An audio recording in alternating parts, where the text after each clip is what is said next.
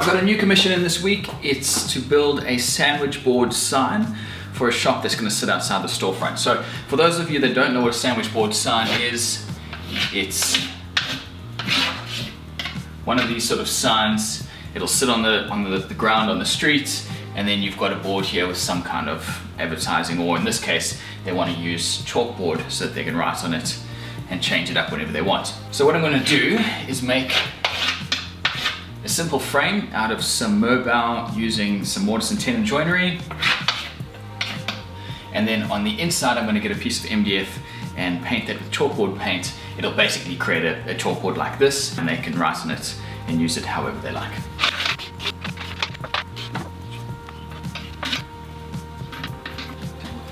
In terms of the timber, I'm going to be using merbau, and I've got these boards that come pre-cut from the hardware store. This is a 42mm by 25mm. They come in 2.7 lengths, so I can cut them down, and then they're pretty much ready to go. One of the reasons I went with merbau for this project is this is a naturally very water repellent timber. This is the same timber that they use for decking outdoors, so it's just naturally very good at resisting weather.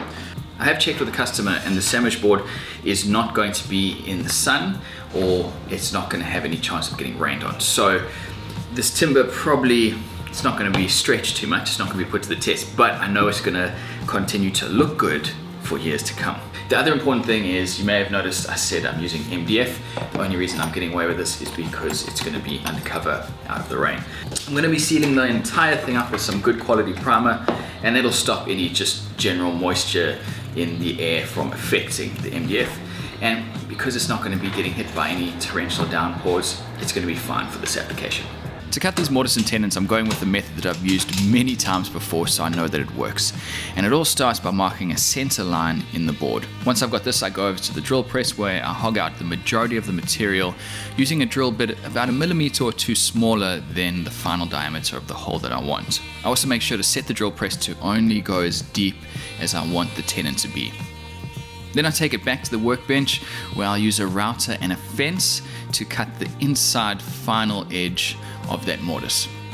The key here is to make sure that the router and fence are working together, so that the router bit is spinning, pulling the fence into the timber, so you don't have a chance of the router bit accidentally wandering out of the hole. Once I've finished routing, I'll use a combination square to check the depth of all of the holes, find the shortest one, take a couple millimeters off of that, and that will be the length of my tenons. In my last video, someone asked me about this, and for those that don't know, this is a marking knife. This is actually a custom-made marking knife that a buddy of mine here made. The reason you use a marking knife is to break the fibers where you're about to cut. So I'm about to cut the tenons into these rails, and where I'm going to make that cut, there's going to be a lot of end grain fibers. If I wasn't to break those with a marking knife, a very sharp marking knife, as I came through and cut them with the routers, there's a good chance that those fibers would tear away and almost explode. So doing this just means that that top layer of fibers cuts more cleanly, and you end up with a much better looking cut using one of these tools. Once I'd set the depth of the router and checked it on a test piece, here you can see I'm able to lift up another piece of timber using just friction alone. That's a pretty good gauge. Then I could move over onto the actual pieces. I was only cutting up to the line that I'd scored earlier, not getting too close just in case the router took off, but it was just enough so that I could use a chisel on the next step and remove it right up to that line.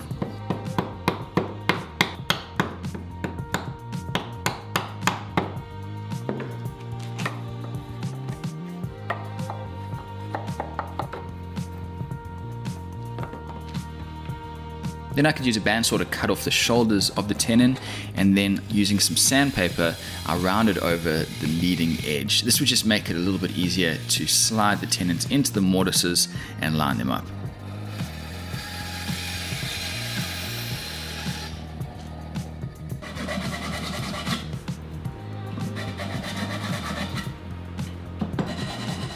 It's always a good idea to get as much of the sanding done before the glue up, because sanding inside of those corners is going to be tricky.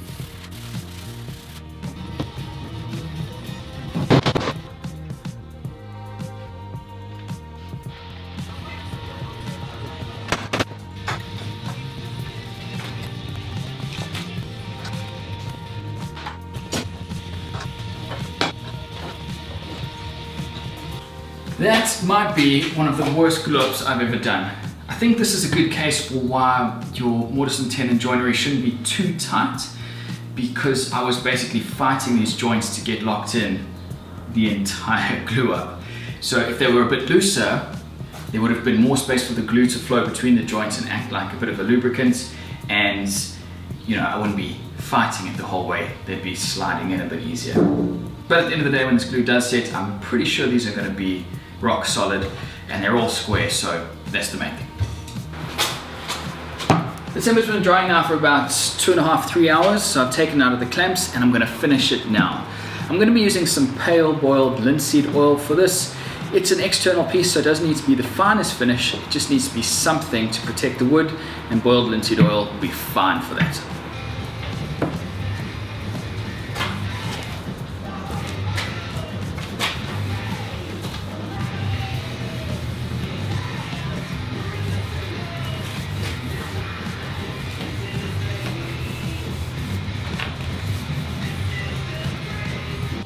I wanted the MDF panel to sit inside the frame, so using a router I'm cutting a notch about 20mm wide and 10mm deep. To try and reduce as much tear out as possible, I did this in 2 passes.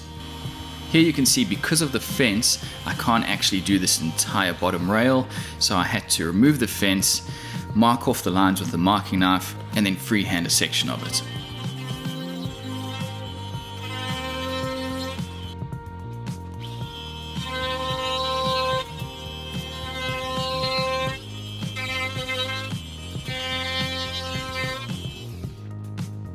Then using those lines, I could go back with a chisel and get everything cleaned up, and also remove the rounded corners.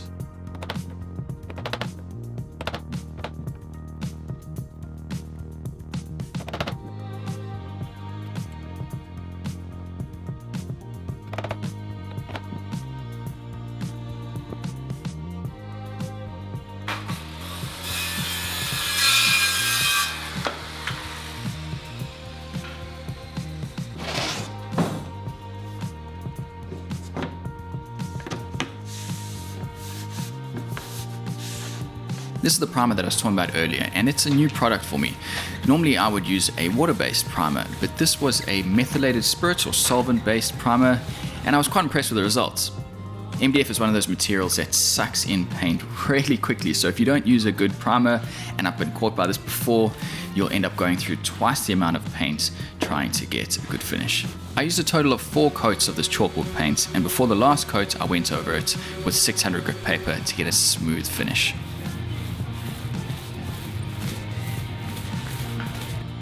While that was drying, I added some linseed oil to the notch that I cut earlier. And lastly, I could paint the back panel using a very bright yellow that matched the branding of the company.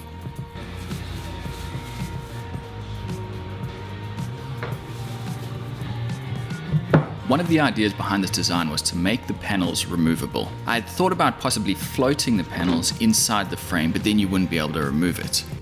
Because the chalkboard paint is written on and wiped clean and written on and wiped clean over and over again, it is going to wear on the finish. So making these removable means that once they do become a bit shabby, I can pull the old panel out and replace it with a new one.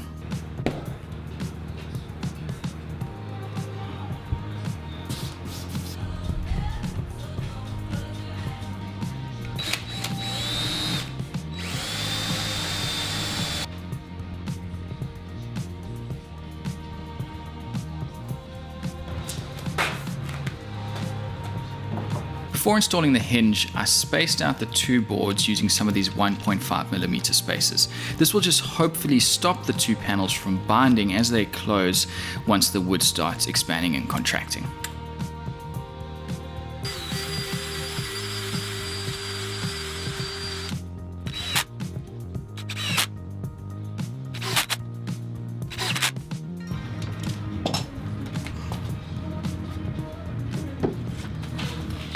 I'd originally planned on using one of these handles, and what would have worked really well with this is that it lines up perfectly with the holes in this hinge. But the problem is this handle is just a bit on the small side, and because of the weight of the sign, I think this is going to be a bit of a problem. So what I'm going to have to do now is drill 2 new holes. You can see I've marked them off here, and I'll use those for the handle. I don't think this should be too tricky. I don't think this is going to be very hard metal, and I've got a carbide bit that should go through it quite easily.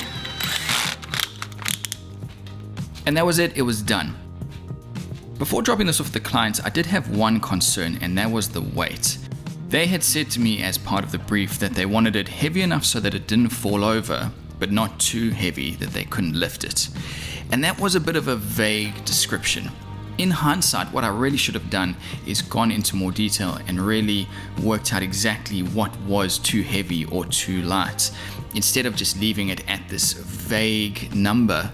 Because once I'd put this together and lifted it up myself, I thought this might actually be too heavy. In the end, I dropped it off with the clients and they were happy with it. There was no problems. But going forward, I need to make sure that I get these sort of specifications detailed so that I don't get all the way to the end of the project and then think I might have made a mistake on this one.